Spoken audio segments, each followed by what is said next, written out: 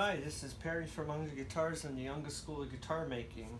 Here, what I'm doing today is I am laying out my next build as part of the Nitty Gritty series. This one is going to be a 5-string bass, and I'm going to be doing the multi-scale or the fan fret approach to this.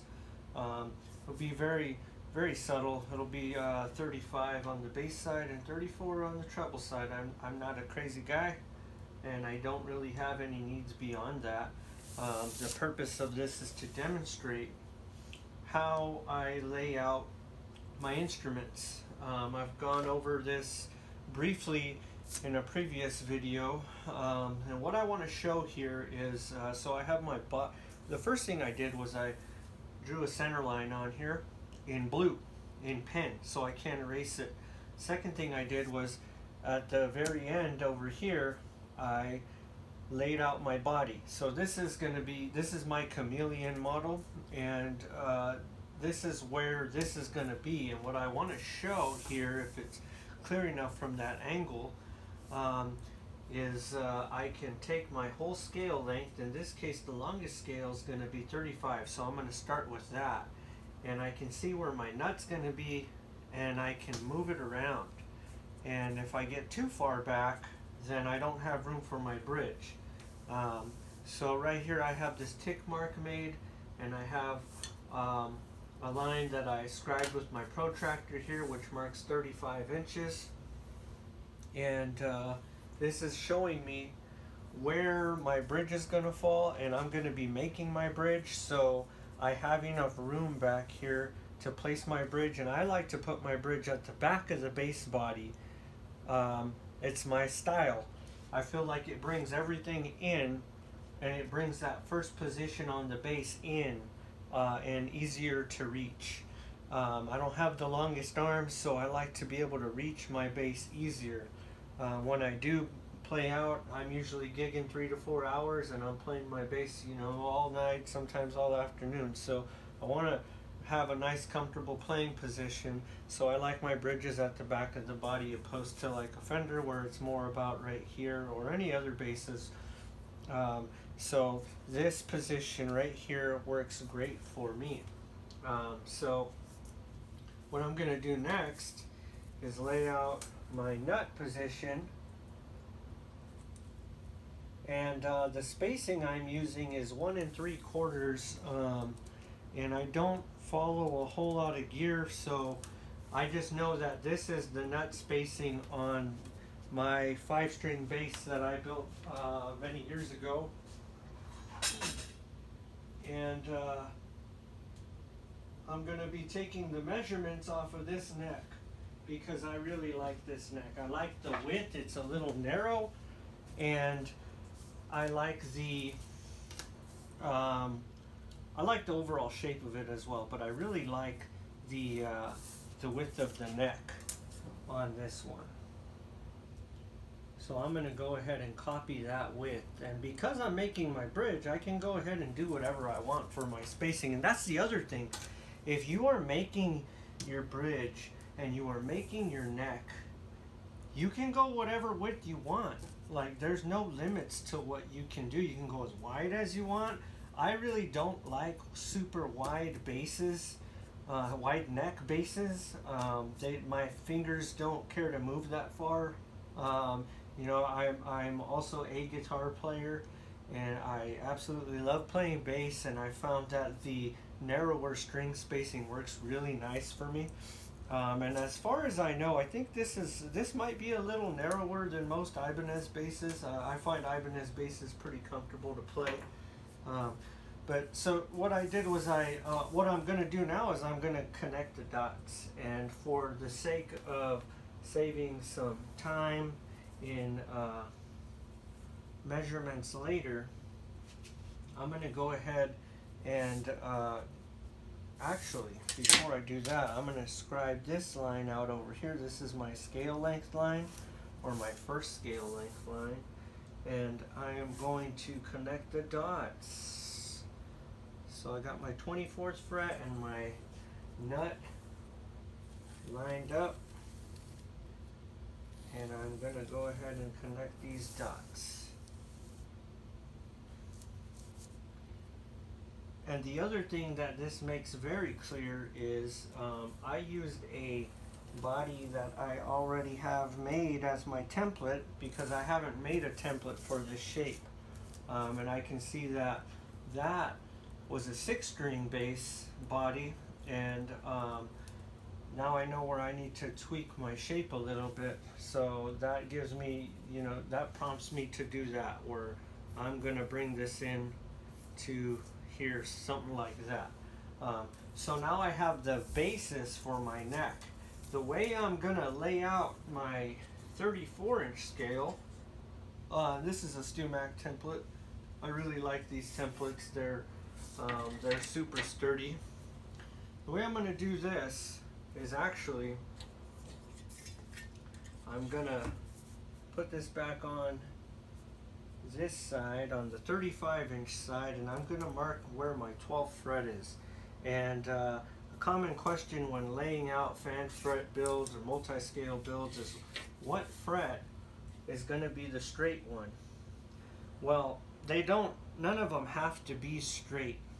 And what I really want with this build is an easy first position. If I go too crazy, then I'm gonna have a crazy line here, and it'll be a little more calm here, but what I really want is a good first position. I happen to play a lot in the first position, and like I said before, I'm going for subtlety. So what I'm gonna do is mark my nut space and my 24th fret, and 2, 3, 4, 5, 6, 7.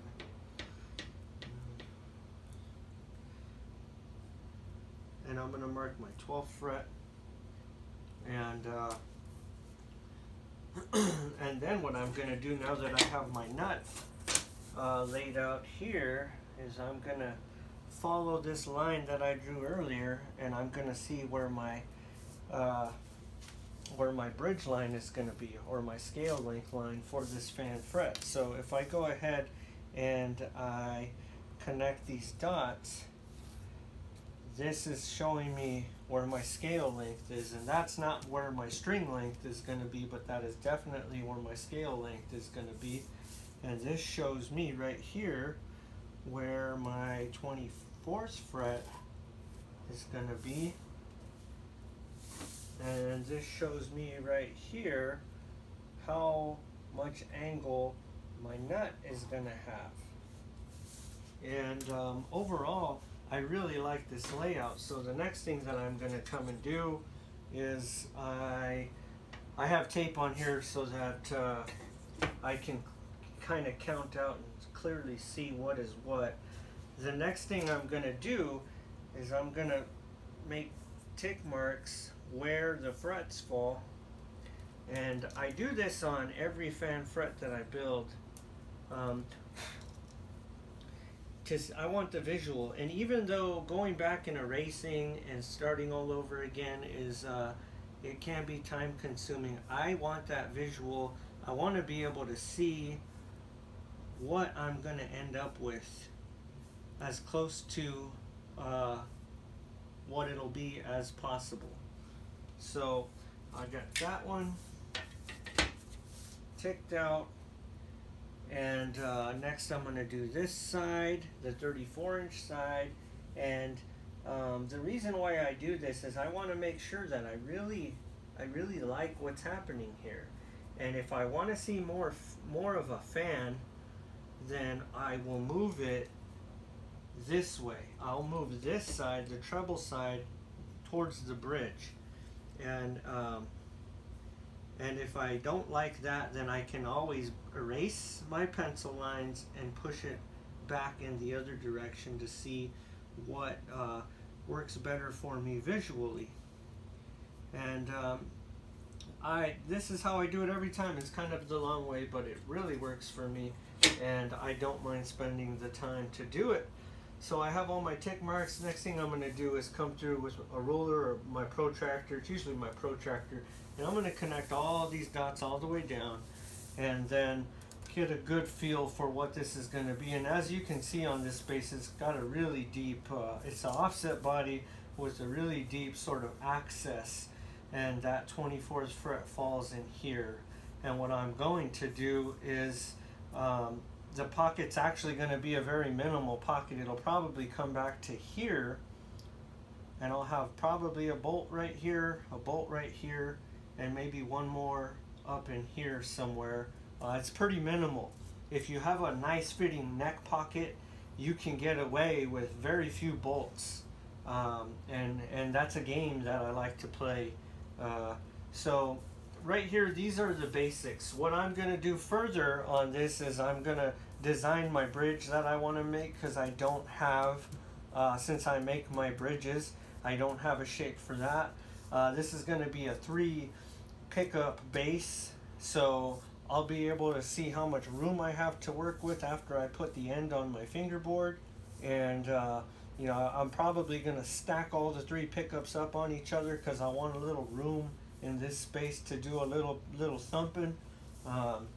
And then I'm going to lay out my custom electronics. For this bass, I will be making a preamp for it, a 3-band preamp. And one thing that I don't like to do is stuff the whole design with knobs that are sort of like generic. So I'll be making the knobs or getting them custom made.